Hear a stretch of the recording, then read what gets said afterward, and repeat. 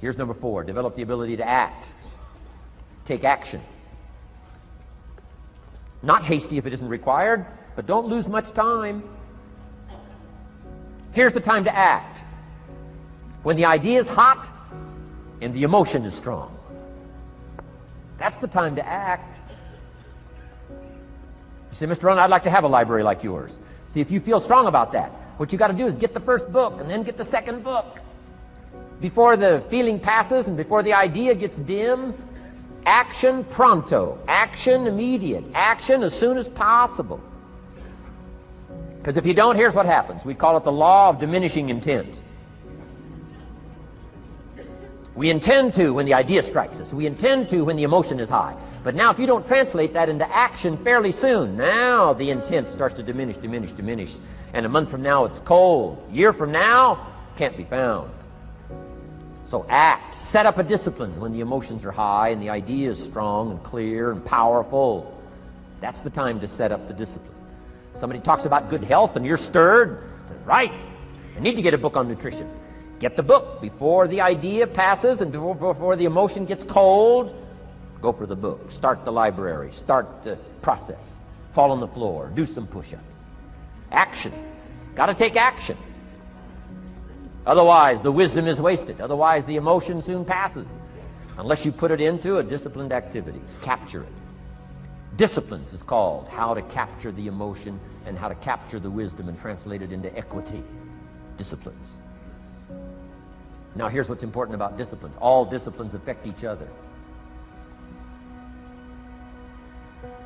In fact, here's a good philosophical phrase. Everything affects everything else. Nothing stands alone. Don't be naive in saying, well, this doesn't matter. I'm telling you, everything matters. There are some things that matter more than others, but there isn't anything that doesn't matter. Okay. We all pity the man who says, well, this is the only place I let down. Not true. Key to take home. Every letdown affects the rest of your performance. Every letdown affects the rest. This is part of the educational process on personal development. If you don't take the walk around the block, you probably won't do the apple a day. If you don't do the apple a day, you probably won't start building your library. If you don't build your library, you probably won't keep a journal, and you won't take pictures, and then you won't do this, you won't do wise things with your money, won't do wise things with your time, won't do wise things with your possibilities and relationships, and the first thing you know, 6 years of that accumulated, and we say you have messed up. So the whole key to reversing that process now is to start picking up these disciplines. Now here's the positive side. Every new discipline affects the rest of your disciplines. Every new one affects the rest. That's why action is so important. The least action, the smallest action. Take it. Because when you start accomplishing and the value starts to return from that one action, it'll inspire you to do the next one and the next one and the next one. You start walking around the block, it'll inspire you to get an apple. Get an apple, it'll inspire you to get a book. Get a book, it'll inspire you to get a journal. Get a journal, it'll inspire you to grow, develop some skills. All disciplines affect each other. Every lack affects the rest. Every new affects the rest. The key is to diminish the lack and set up the new. And you've started a whole new life process. Key. Also, one more thought on discipline. Here's the greatest value of discipline. Self-worth. Self-esteem. People are teaching self-esteem these days, but they don't connect it to disciplines. The least lack of discipline, and it starts to erode our psyche. One of the greatest temptations is to just ease up a little bit, right? The slightest lack of doing your best starts to erode the psyche. Instead of doing your best, doing just a little less than your best. Sure enough, you say, well, it's just going to affect my sales. No, it's going to affect your consciousness. It's going to affect your philosophy. Now you've begun in the slightest way to affect your own philosophy. Here's the problem with the least neglect. Neglect starts as an infection. And if you don't take care of it, it becomes a disease. And one neglect leads to another. And And the worst of all, when neglect starts, it diminishes our self-worth, our self-confidence, our self-value. You say, well, how can I get back my self-respect? I'm telling you, you don't have to go to 29 classes. All you have to do is start the smallest discipline that now corresponds to your own philosophy, like I should, and I could, and I will. No longer will I let neglect stack up on me so that I will have the sorry scenario 6 years from now, giving some excuse instead of celebrating my progress. That's the key to discipline. Okay? Let's get kids involved in the least of disciplines. One more, and then one more, and then another one, and then another one, and then some more. And the first thing you know, you're starting to weave the tapestry of a disciplined life into which you can pour more wisdom and more attitude and more strong feeling, more faith and more courage. Now you've got something, a vessel in which to put it. And now the equities start to flow. And the early return, I'm telling you, if you'll start this process, the early return will have you so excited. You'll commit yourself to this strategy for the rest of your life. You'll never go back to the old ways. Join a new crowd. Join a new group. The disciplines to do it. Take action. I recommended the last time I was here the little book, Richest Man in Babylon, and I said I've lectured now to over 3 million people in the last 33 years, and I've recommended this little book to almost all of them, I think. Guess how many have actually gone and got this little book?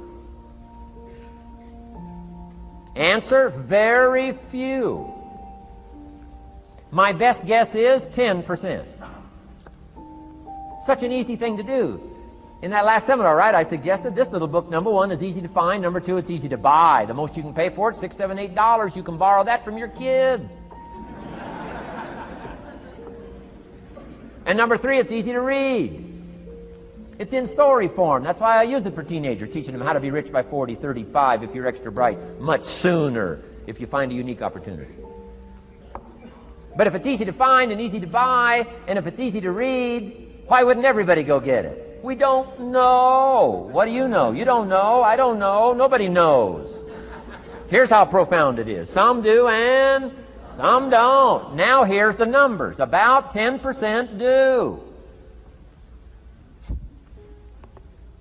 90% don't or won't. And we don't know the mystery of that. And I'm telling you, 10 years from now, those numbers will still be the same. 10% will, 90% won't. The numbers don't change. Only the faces change. You're looking at one of the faces. I used to belong to the 90% who couldn't be bothered even if it was easy. Guess how many people have a library card? Wisdom of the world available. Transform your life in any value amount you want. By the way, how much is a library card in Texas? Free. Here's what free is. Easy. I mean, it can't be any easier than free. Somebody says, well, would you bring it by? Well, no. At least you got to go get it. No.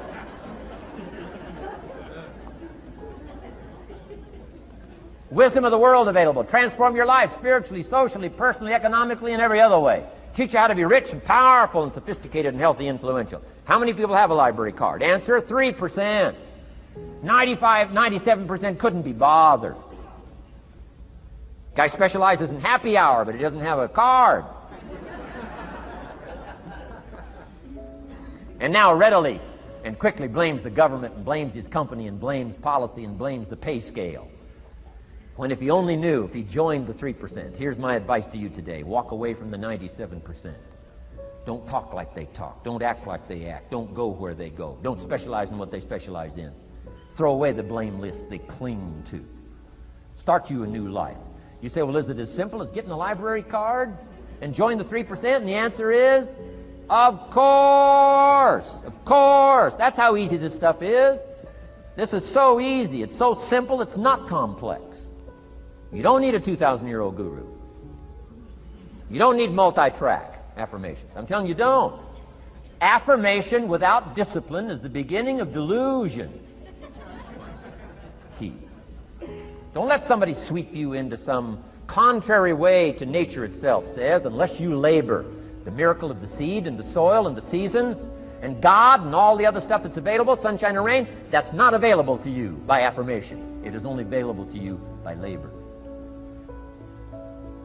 So labor well. Okay. Learn well. Discipline yourself well. And you can have all the treasures you want. This stuff's easy and simple. It's not ocean waves and seagulls. You don't have to move to Sedona, where all the force fields come together in Arizona.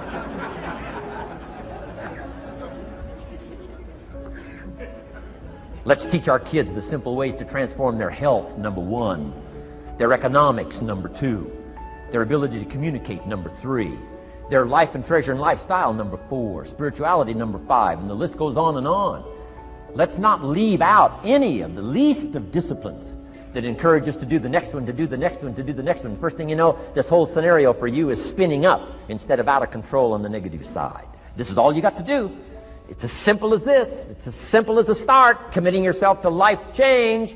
And once you start down this road, I promise you, you'll join the 10% and the 3%. We're going to talk financial independence in just a little while. Guess how many people can retire from the income of their own personal resources when it comes time to retire? Answer, 5%. In the most independent country in the world, 95% are dependent, 5% are independent. Take charge of your own retirement. I'm telling you, if you take charge of your own retirement through personal development and all these skills we've taught today, plus what's coming up, financial independence, I'm telling you, take charge of your own retirement, you can multiply it at least by 5, maybe by 10, maybe by 20, maybe by 100. Let the government take care of it, some company take care of it, you got to divide by 5. Take charge of your own life, take charge of your own day, take charge of your own conversation, take charge of your own family, take charge of your own possibilities. And learn these skills, develop this kind of strategy, and I'm telling you, life will open up for you. Join the 3%, join the 10%,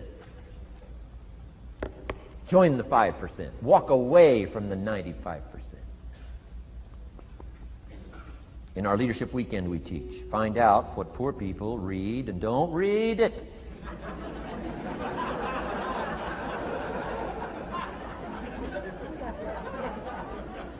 I'm telling you, don't talk like they talk. Lend a helping hand, but don't fall into their poor philosophical scenario. Don't blame what they blame. Don't use the excuses they use. It's called the language of the poor. Switch gears, switch language, switch ideas, switch strategy. Start with the simplest of disciplines. And don't be mean any of these disciplines. The smallest of disciplines starts the process of life change. And if you'll invest in this thing called discipline, you can have whatever you wish. It's called the beginning of a miracle. Now here's the last clue on discipline. Do the best you can. We covered earlier, but here's a good scenario for the do the best you can. I've got a good question for you. Is the best you can do all you can do? And the answer is no. Strangely enough. If we all fell on the floor right now and did as many push-ups as we possibly could, and let's say for some reason you haven't been into push-ups lately, I can't imagine why, but let's say the best you can do is 5. And you look up at the rest of us and say, hey, 5 is the best I can do. We can tell by the look on your face that's probably true. 5 is the best you can do. Now, is 5 all you can do? The answer is no. If you rest a little, you can do 5 more. Wow. And if you rest a little, you can do 5 more.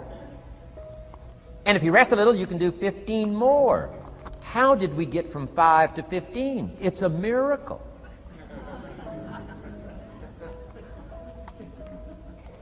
And if you rest a little, you can do 15, rest a little, you can do 15, rest a little, you can do 20.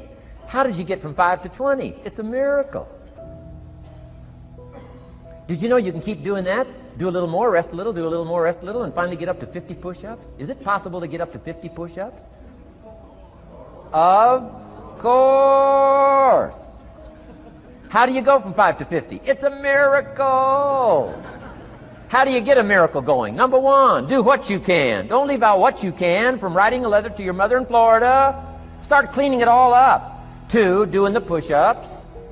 Go from 5 to 50. It's a miracle. Number 1, do what you can. Number 2, do the best you can. Here's number 3, rest very little.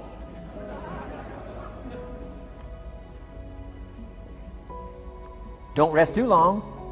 Why? The weeds take the garden. Kids have got that figured out. You can't rest too long. Here's the clue. Make rest a necessity, not an objective. The objective of life is not to rest. The objective of life is to act. Think of more disciplines. Think of more ways and means in which to use your own wisdom and your own philosophy, and use your own attitude, your own faith, your own courage, your own commitment, your own desires, your own excitement. Invest it, invest it, invest it, invest it in discipline so that it's not wasted. The smallest of discipline. Thereby transform your life. Join the 5%, join the 10%, join the 3%. Guess when I went and got this little book, Richest Man in Babylon? The same day I heard about it. I went and got it. Somebody says, well, Mr. Rohn, does that make you different than most other people? And the answer is yes. Somebody says, well, why is that? We don't know. We don't know. What do you know? You don't know. I don't know. None of us knows. Some do and some don't. The numbers don't change. Only the faces change.